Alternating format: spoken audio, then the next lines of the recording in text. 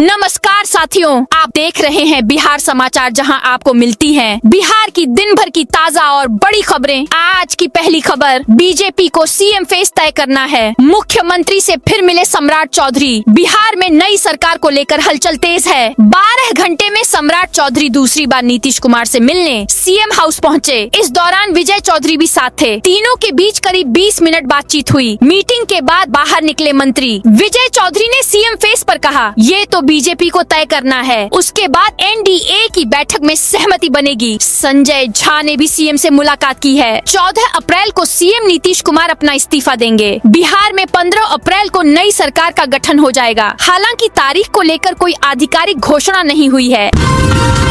बिहार में नई सरकार बनने से पहले विरोध प्रदर्शन तेज। बिहार में नई सरकार के गठन से पहले राज्य कर्मियों के बीच अपनी मांगों को लेकर मोर्चा खोलने की होड़ तेज हो गई है। सरकार बनने से पूर्व ही दबाव बनाने की रणनीति अपनानी शुरू कर दी है। विभिन्न कर्मचारी संगठनों ने इसे अपने हितों को साधने का सुनहरा अवसर मानते हुए आवाज बुलंद कर रहे हैं। इसी रणनीति को भांपते हुए मुखिया एवं पंच सरपंच संघ ने भी अपनी मांगों को लेकर सरकार के विरुद्ध मोर्चा खोलने की चेतावनी दे दी है।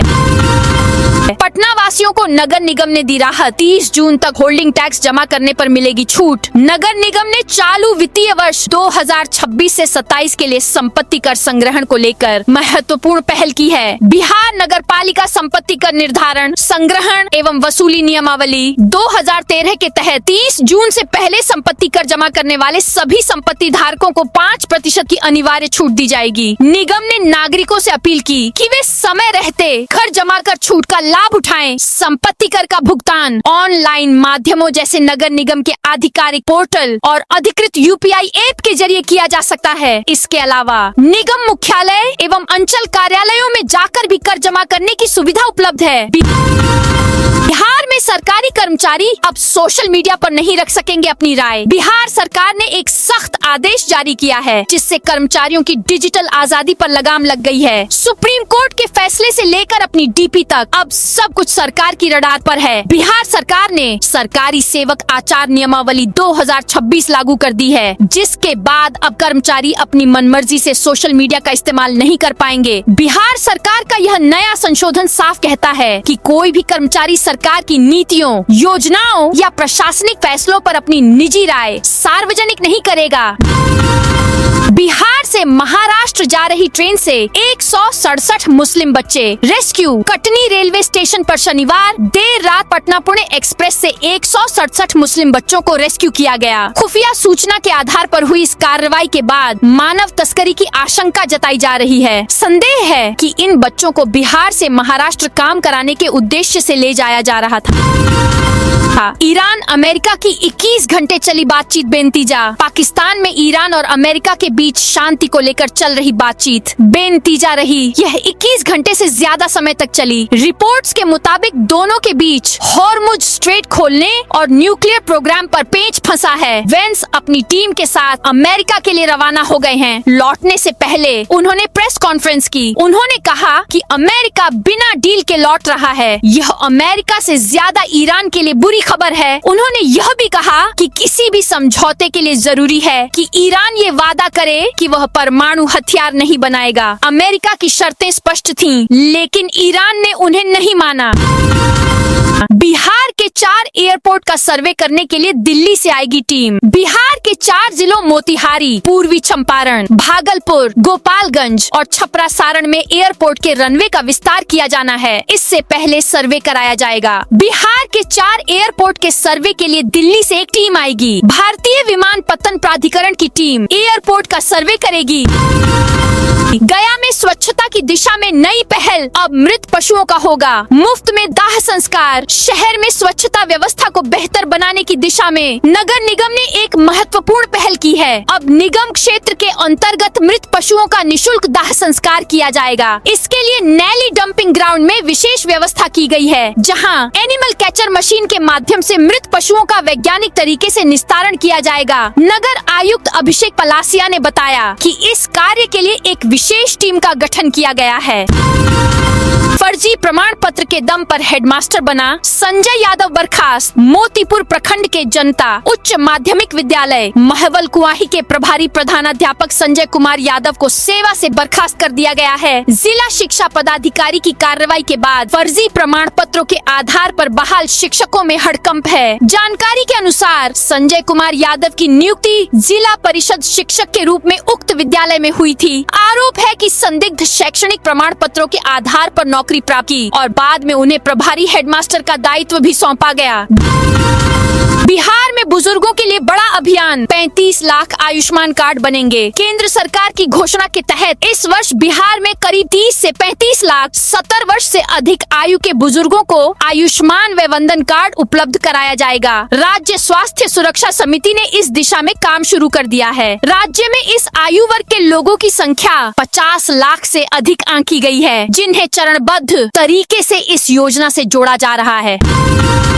बिहार के खिलाड़ियों को बड़ी सौगात, स्पोर्ट्स साइंस सेंटर का होगा निर्माण। प्रदेश के खिलाड़ियों को तकनीकी रूप से मजबूत बनाने के लिए स्पोर्ट्स साइंस सेंटर भी खोला जाएगा। 10 से 15 करोड़ रुपए की लागत से नेशनल स्पोर्ट्स साइंस सेंटर की तर्ज पर राज्य में पहली बार इसका निर्माण किया जाएगा। पाटलिपुत्र खेल परिसर एवं राजगीर खेल अकादमी में इसकी स्थापना की जाएगी। अगले वित्तीय वर्ष तक इसे खिलाड़ियों को सौंप दिया जाएगा। स्पोर्ट्स साइंस सेंटर में खिलाड़ियों के प्रदर्शन का विश्लेषण, मनोवैज्ञानिक प्रोफाइलिंग, फिजियोलॉजी, ताकत अनुकूलन, चोट से बचाने, खेल के लिए पोषण और स्पोर्ट्स मसाज की सुविधा होगी। 28 दिन पहले मिलेगी जानलेवा गर्मी की चेतावनी। भारत में मानसून की बारिश के बीच एक बड़े स्वास्थ्य संकट पर वैज्ञानिकों ने चेतावनी जारी की है। मौसम वैज्ञानिकों के मुताबिक देश की 1 अरब से अधिक आबादी पर नम लू का खतरा है। हालांकि अब इसे 4 सप्ताह पहले ही भांपा जा सकता है। क्लाइमेट डायनेमिक्स जर्नल में प्रकाशित University of Reading, University of Leeds, UK Met Office और भारतीय उष्णकटिबंधीय मौसम विज्ञान संस्थान के साझा शोध के मुताबिक वैज्ञानिकों ने पहली बार उन कारकों की पहचान की है जो मानसून के दौरान जानलेवा गर्मी पैदा करते हैं।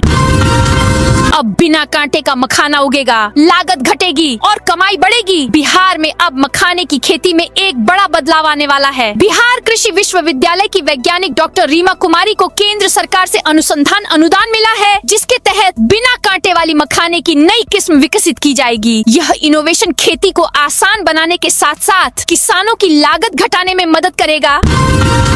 बिहार में अल्पसंख्यक स्टूडेंट्स के सपनों को मिलेगा पंख। राज्य के 22 जिलों में अल्पसंख्यक आवासीय विद्यालयों का निर्माण कार्य जल्द पूरा होगा। इसके लिए अल्पसंख्यक कल्याण विभाग ने संबंधित पदाधिकारियों को निर्माण कार्य में तेजी लाने का निर्देश दिया है। कक्षा 9वीं से 12वीं तक के लिए प्रत्येक जिले में एक अल्पसंख्यक आवासीय विद्यालय का निर्माण कराया जा रहा है। वर्तमान में 2 दरभंगा और किशनगंज में आवासीय विद्यालय संचालित हैं। शादी समारोह में घरेलू एलपीजी के इस्तेमाल पर रोक। नालंदा जिले में शादी समारोह में रसोई गैस की सुचारू आपूर्ति सुनिश्चित करने के लिए जिला प्रशासन पूरी तरह मुस्तैद हो गया है। खरमास की समाप्ति के बाद आगामी 20 अप्रैल से शुरू होने वाले लगन के भारी दबाव को देखते हुए जिला पदाधिकारी कुंदन कुमार ने कड़े निर्देश जारी किए हैं। निजी स्कूलों की मनमानी पर सख्ती, नियम तोड़े तो कार्रवाई। अररिया जिले में निजी स्कूलों द्वारा ड्रेस, किताबें और स्टेशनरी किसी विशेष दुकान से खरीदने के लिए अभिभावकों पर दबाव डालने तथा मनमानी फीस वसूली के मामलों पर जिला प्रशासन सख्त हो गया है। जिलाधिकारी विनोद दुहन ने स्पष्ट किया कि निजी विद्यालयों की गतिविधियों पर प्रशासन की पैनी नजर है और अभिभावकों के हितों की रक्षा सर्वोच्च प्राथमिकता है। उन्होंने कहा कि सभी स्कूलों को किताबों, ड्रेस और अन्य शैक्षणिक सामग्री की सूची अपनी वेबसाइट और सूचना पट पर सार्वजनिक करनी होगी। बिजली बिल के आधार पर होगा संपत्तियों का सर्वे। पटना नगर निगम की ओर से वित्तीय वर्ष 2026 से 27 के लिए सेल्फ असेसमेंट प्रक्रिया शुरू हो गई है। नागरिक अब पोर्टल के माध्यम से अपनी संपत्ति का टैक्स असेसमेंट ऑनलाइन कर सकते हैं। इसके साथ ही निगम कार्यालय आकर भी सेल्फ असेसमेंट फॉर्म जमा कर सकते हैं। वित्तीय वर्ष की पहली तिमाही यानी कि 30 जून से पहले प्रॉपर्टी टैक्स का एक मुश्त भुगतान करने पर 5% की छूट का लाभ भी प्रॉपर्टी होल्डर को दिया जाएगा। बिहार में गन्ने की खेती के लिए सरकार दे रही फ्री बीज। सरकार नई चीनी मिलों की स्थापना एवं गुड़ उद्योग को प्रोत्साहन देने के उद्देश्य से गन्ना खेती के विस्तार कार्यक्रम पर विशेष बल दे रही है। अभी तक योजना के अंतर्गत राज्य के गैर चीनी मिल क्षेत्रों में 468.93 एकड़ में गन्ने की खेती की जा चुकी है। इसमें भागलपुर, भोजपुर, आरा, दरभंगा, गया, जमुई, मुजफ्फरपुर, पटना, पूर्णिया, सहरसा एवं सीतामढ़ी जिले शामिल हैं। गन्ना फसल क्षेत्र विस्तार योजना के तहत जिन क्षेत्रों में चीनी मिल नहीं है, वहां गन्ना खेती को बढ़ावा देने के लिए गन्ना उद्योग विभाग किसानों को निःशुल्क गन्ना बीज उपलब्ध करा रहा है। सीएम बालक पोशाक योजना 75% उपस्थिति होगी तभी मिलेगी ड्रेस। सरकारी स्कूलों में पढ़ने वाले बच्चों के लिए चलाई जा रही मुख्यमंत्री बालक पोशाक योजना में अब सख्ती बढ़ा दी गई है। शिक्षा विभाग के निर्देश के अनुसार अब छात्रों को ड्रेस के लिए मिलने वाली सहायता राशि तभी दी जाएगी जब उनकी उपस्थिति कम से कम 75% होगी।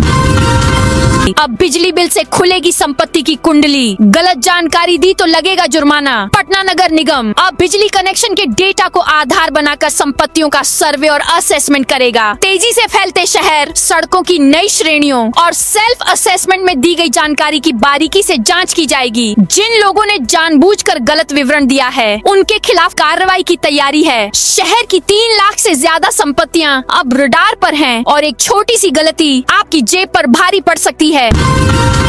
सरकारी डॉक्टर अब प्राइवेट प्रैक्टिस नहीं कर सकेंगे। बिहार में सरकारी डॉक्टर अब निजी प्रैक्टिस नहीं कर सकेंगे। राज्य सरकार ने सरकारी एलोपैथिक डॉक्टरों के प्राइवेट क्लिनिक चलाने या निजी अस्पतालों में सेवा देने पर पूर्ण प्रतिबंध लगा दिया है। मुख्यमंत्री नीतीश कुमार के साथ निश्चय 3 के तहत इस बड़े फैसले को मंजूरी दे दी गई है। शनिवार को स्वास्थ्य सचिव लोकेश कुमार सिन्हा के हस्ताक्षर से जारी संकल्प के बाद अब मेडिकल कॉलेजों,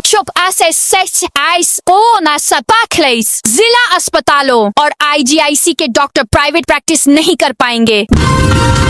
नालंदा में 132 kV हाई टेंशन लाइन के तार चुराए। नालंदा में शुक्रवार की रात चोरों ने 440 या 11,000 वोल्ट नहीं 1,32,000 volt 132 kV high tension line पर हाथ साफ किया है। टावर पर चढ़कर 5 तार का 60 मीटर हिस्सा काट कर ले गए। अचानक बिजली की तेज चिंगारी निकली। आसपास के लोगों ने जब ये मंजर देखा तो तुरंत मौके पर पहुंचे। वहां एक लावारिस बाइक खड़ी मिली। ग्रामीणों ने शोर मचाया तो चोर अंधेरे का फायदा उठाकर भाग गए। ग्रामीणों का कहना है कि अगर चोर रात में पकड़ा जाते तो मॉब लिंचिंग हो जाती।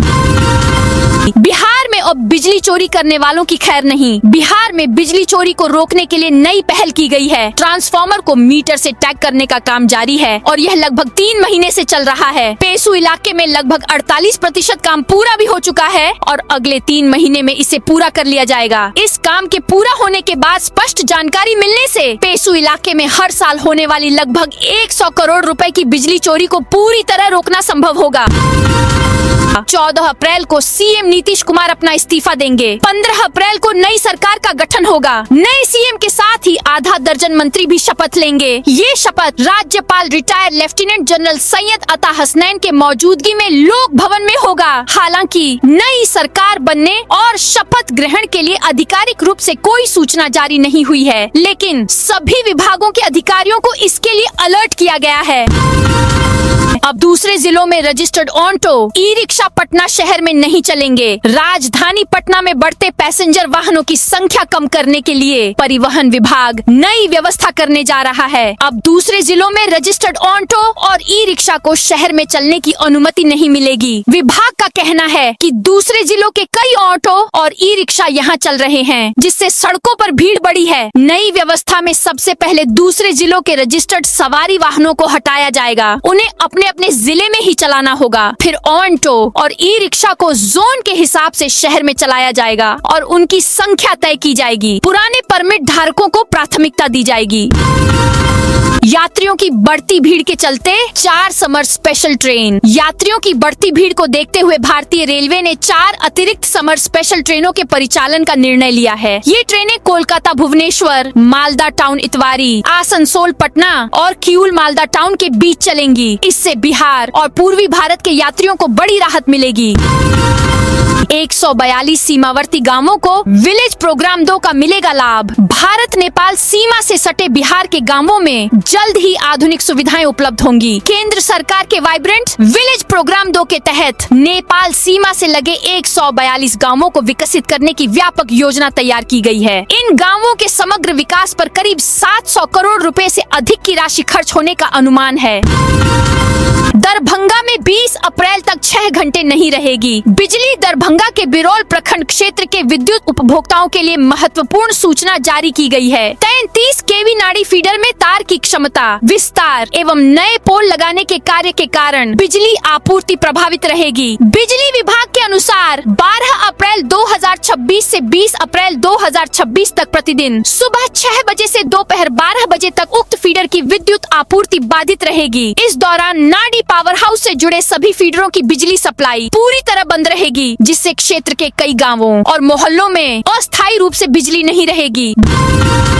बिहार के इस जिले में अब नहीं चलेगी लापरवाही। ऑनलाइन रिकॉर्ड नहीं तो पुरानी गाड़ी पर लग सकता है तगड़ा जुर्माना। पुरानी गाड़ी जिनका रिकॉर्ड ऑनलाइन नहीं दिख रहा है, उसे ऑनलाइन कराने को लेकर अब ऑफलाइन के साथ ऑनलाइन आवेदन करना पड़ेगा। पुराने ऑफलाइन गाड़ियों को ऑनलाइन कराने के लिए वाहन मालिक 15 साल पूरा होने का इंतजार करते हैं। 15 साल पूरा होने के बाद री रजिस्ट्रेशन ऑनलाइन कराने दोनों का आवेदन एक साथ करते हैं। ऑनलाइन की अनुमति पटना मुख्यालय द्वारा दी जाती है, जिसमें महीनों का समय लगता है। इस बीच में उनके गाड़ी का निबंधन फेल हो जाता है। री रजिस्ट्रेशन के समय उन्हें निबंधन शुल्क से अधिक जुर्माना की राशि जमा करनी पड़ती है।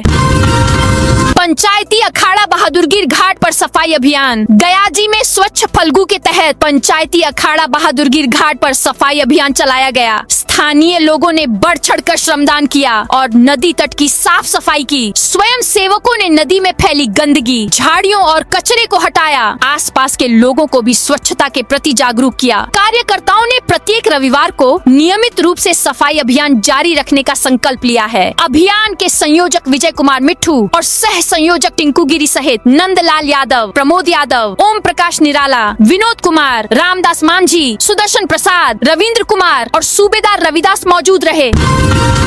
बिहार से अमृतसर, दिल्ली और तिरुपति के लिए चलेगी समर स्पेशल ट्रेन। गर्मी की छुट्टी के समय ट्रेनों में भीड़ भाड़ की स्थिति हो जाती है। ऐसी स्थिति में रेलवे की ओर से स्पेशल ट्रेनों को चलाने का फैसला लिया जा रहा है। इसी क्रम में पूर्व मध्य रेलवे की ओर से अमृतसर, दिल्ली और तिरुपति के लिए समर स्पेशल ट्रेन चलाई जाएगी।